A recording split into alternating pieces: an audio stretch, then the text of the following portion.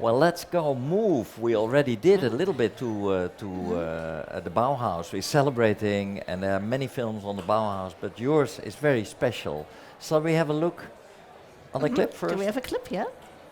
When Gropius visited the old porcelain factory, he found small plants on the tables. He asked the workers, "Why do you have plants next to the machines?" And they said, "We're surrounded by porcelain dust all day, so we need some color to rest our eyes from all the white." We philosophized, drank French red wine, and listened to jazz. And suddenly the idea of a flower pot for all came to Grop.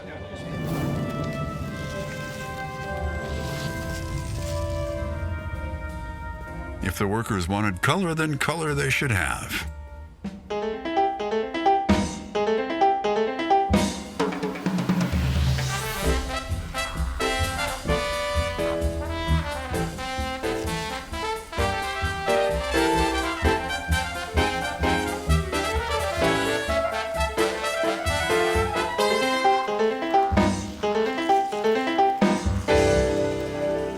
And that's what they got, which is how the pink flamingos came to Zep. Well, the audience might say when they see this clip, it looks a little bit funny, but we are watching a virtual reality clip. Exactly. So you're supposed to have this helmet on and watch around, and it's an amazing experience because you really go into the thing. Was that the meaning of you when you wanted to make this film, that this only could be told through virtual reality? I mean, actually, it's the best means. What I thought, it's the first time that I did virtual reality. I work with a company, they're very experienced technically, but I'm from a documentary filmmaker side. And we could have made a documentary about Bauhaus in Bavaria, but then I found it's easier and it's more logical to go to those places that are very remote in Bavaria. Nobody knows about it.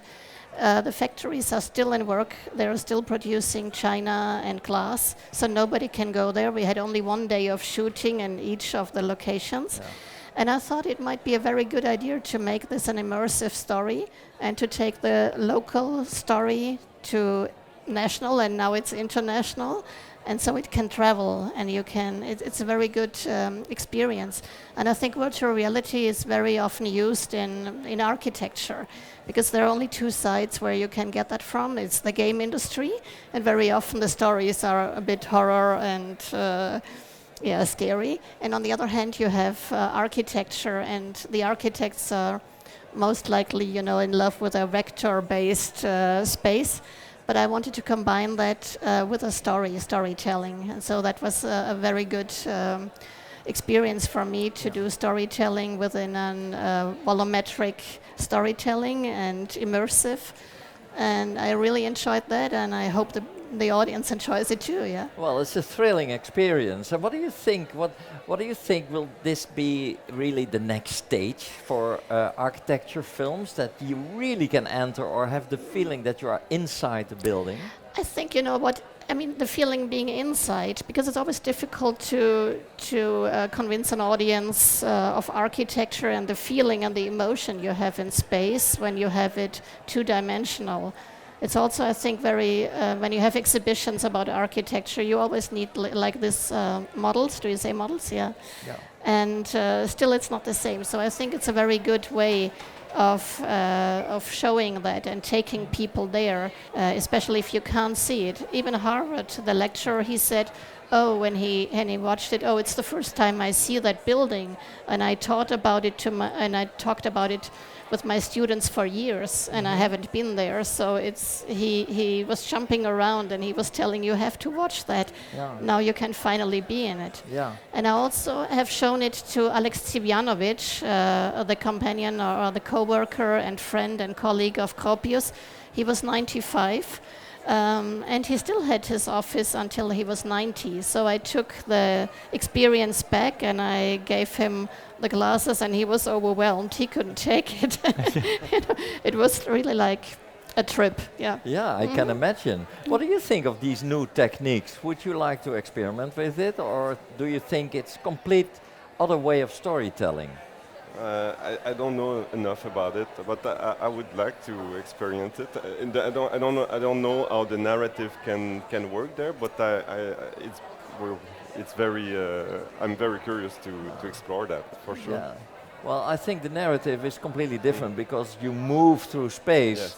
and that movement is the narrative, one could Exactly, say. yeah.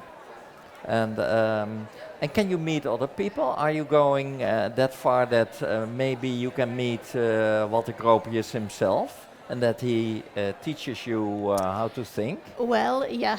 I mean, my intention was to go into the mind of an architect as well. You know, what do they think? What do they feel? What are their considerations when they are planning a building? And the clip you had shown with the flamingos was that, you know, because I went there into the factory. And somebody told me there used to be flamingos in that little pavilion, and I was like, flamingos? How did that come? You know, and so I had to find out, and I got the information from Alex Tibjanovic and from other contemporaries and from relatives of Rosenthal, because I always thought, and that was my preconception, that Bauhaus is very strict, very pure, very... Yeah, and I thought, how do flamingos come together with that, you know, that concept? And then they told me the story that it was completely different, that they were philosophing about it because they wanted to fulfill the needs of the workers. That is really like something I discovered as well. They were like hipsters with co-working spaces and spare time departments where people could sit together, they could play together.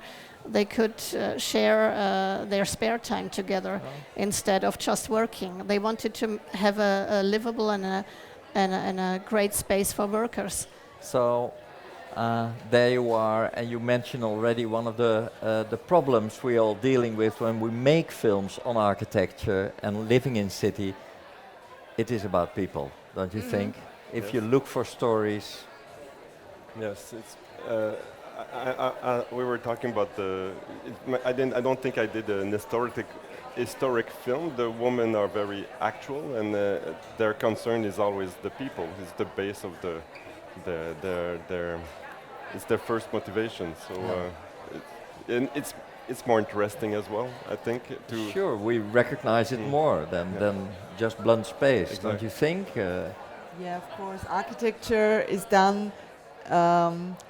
In the first phase, it's being thought by architects, but I think in the second phase, it's done by the users, by the residents, and so architecture without people is a ruin in the end, isn't it? You formulated very well. Well, may I thank you all three for participating in this first talk on architecture. Thank you very much for coming. Us. Well done. Thank you.